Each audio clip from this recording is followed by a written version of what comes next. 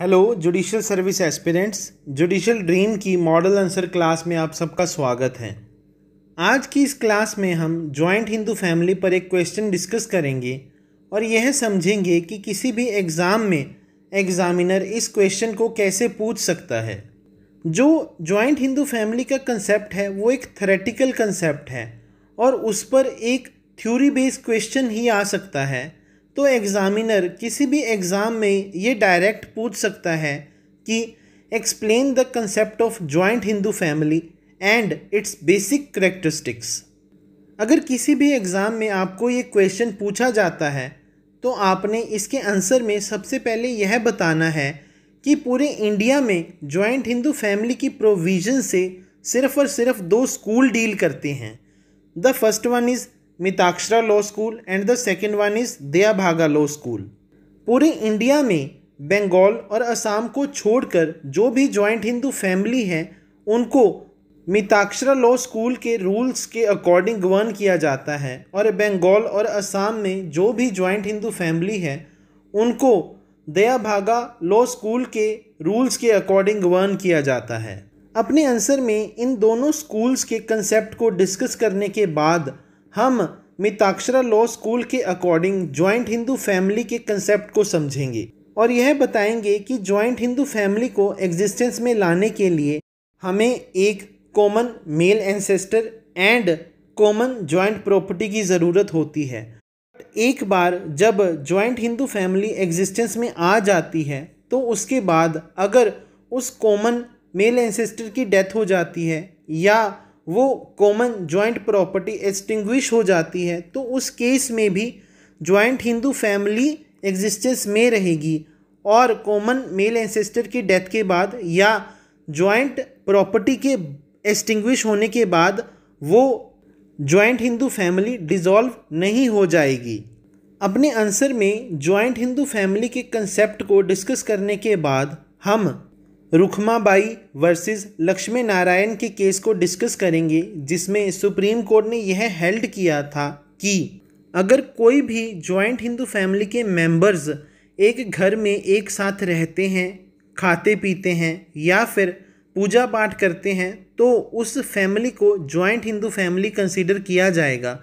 परंतु अगर किसी भी केस में वो यह अरेंजमेंट करते हैं और अलग अलग रहते हैं तो उस केस में भी उन मेंबर्स को जॉइंट हिंदू फैमिली का ही मेंबर कंसीडर किया जाएगा। इस बेस पर कि वे अलग अलग रहते हैं हम उनको सेपरेट फैमिली कंसीडर नहीं करेंगे।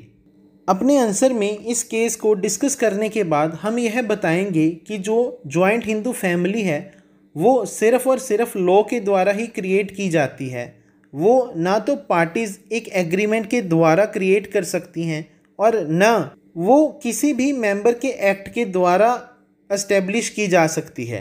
जो जॉइंट हिंदू फैमिली है वो अपने मेंबर से अलग नहीं है, दोनों एक ही हैं और जॉइंट हिंदू फैमिली एक जरिस्टिक पर्सन नहीं है। इसकी अपने मेंबर्स के अलावा कोई भी सेपरेट आइडेंटिटी नहीं है। इसके बाद हम बताएंगे कि जॉइंट हिंदू फैमिली में मेल और फीमेल दोनों कंसीडर किए जाते हैं और सारी डॉटर्स, वाइफ्स और विडोज़ भी इसकी मेंबर होती हैं। परंतु मिताक्षरा लॉ स्कूल के अकॉर्डिंग अगर कोई भी डिजर्टेड डॉटर है तो उसके पास सिर्फ और सिर्फ मेंटेनेंस का राइट है क्योंकि एक्चुअली में तो वो अपने हस्बैंड की जॉइंट हिंदू फैमिली की मेंबर है। अपने आंसर में हम यह बताएंगे कि अगर जॉइंट हिंदू फैमिली के सारे मेल मेंबर्स मर जाते हैं तो उस केस में भी अगर दो फीमेल मेंबर अलाइव हैं तो वो भी जॉइंट हिंदू फैमिली की मेंबर कंसीडर की जाएंगी क्योंकि उनके पास ये क्षमता है कि वे बाय अडॉप्शन या फिर बाय बर्थ किसी भी मेल मेंबर को उस जॉइंट हिंदू फैमिली में इंक्लूड कर सकती हैं। इसके बाद हम अपने आंसर में कृष्ण प्रसाद वर्सेस CIT बेंगलोर के केस को डिस्कस करेंगे जिसमें सुप्रीम कोर्ट ने कहा था कि कोई भी दो मेंबर्स मिलकर जॉइंट हिंदू फैमिली को एस्टेब्लिश कर सकते हैं बट अगर किसी भी जॉइंट हिंदू फैमिली में किसी मेल की डेथ हो जाती है या फिर एंड में दो फीमेल्स रह जाती हैं तो उस केस में भी जॉइंट हिंदू फैमिली ही रहेगी, वो डिज़ोल्व नहीं हो जाएगी। और उन दो फीमेल्स के पास यह राइट है कि वो बाय अडॉप्शन या फिर बाय बर्थ किसी मेल चाइल्ड को इंक्लूड कर सकें, परंतु इसके लिए भी दो मेंबर्स का होना ज़रूरी है। इस केस के अकॉर्डिंग अगर लास्ट में कोई एक मेंबर रह जाता है तो उस केस में हम जॉइंट हिंदू फैमिली को डिज़ोल्व हुआ कंसीडर करेंगे। अपने आंसर में इस केस को डिस्कस करने के बाद हम यह बताएंगे कि जॉइंट हिंदू फैमिली में जो भी प्रॉपर्टी है वो बाय सक्सेशन या फिर बाय सर्वाइवरशिप डिवॉल्व होती है, और हम बताएंगे कि जो कोपार्टनरी है वो भी जॉइंट हिंदू फैमिली का ही एक कंसेप्ट है, परंतु दोनों में सिर्फ और सिर्फ यह अंतर है कि जो कोपार्टनरी है उसमें सिर्फ और सिर्फ मेल मेंबर ही इंक्लूड होते हैं, वो भी 4 जनरेशन तक। तो जॉइंट हिंदू फैमिली में मेल और फीमेल दोनों मेंबर्स इंक्लूड होते हैं,